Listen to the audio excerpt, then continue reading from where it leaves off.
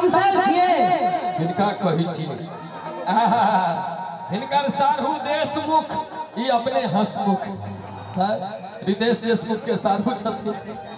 हमरा से प्यार केलो दोसर से शादी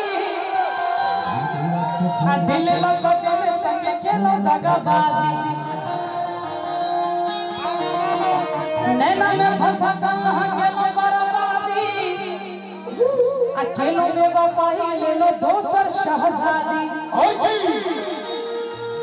हे कियो आसन बेवफा हर सोना नहीं छे कियो आसन बेवफा सोना नहीं छे ताली बजाबे ना झमका का हे दूध जाऊ पहले बतिया लै छी नीक से एहि गीत के बारे में की रहते भाई जेकरा जवान छे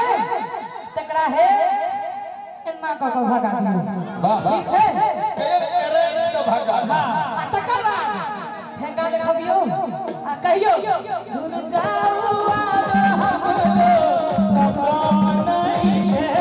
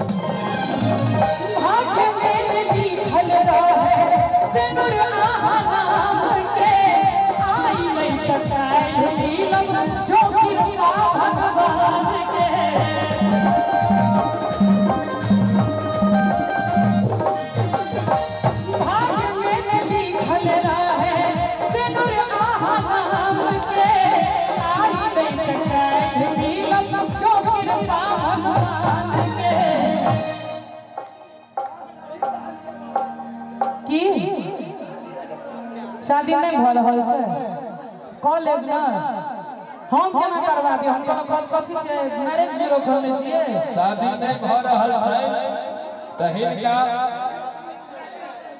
अरे भाग्य में लिखल रहे सिनुर नाम के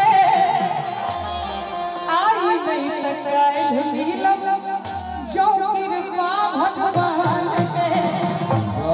तकर बाद प्रेम जे होय छै तखने असफल होय छै जखन एक दोसर के मोन नहीं मिलल बुझलिए आब लिखै छथिन राजा भाई आप बुझलो हमरा संग अहाँ के मोन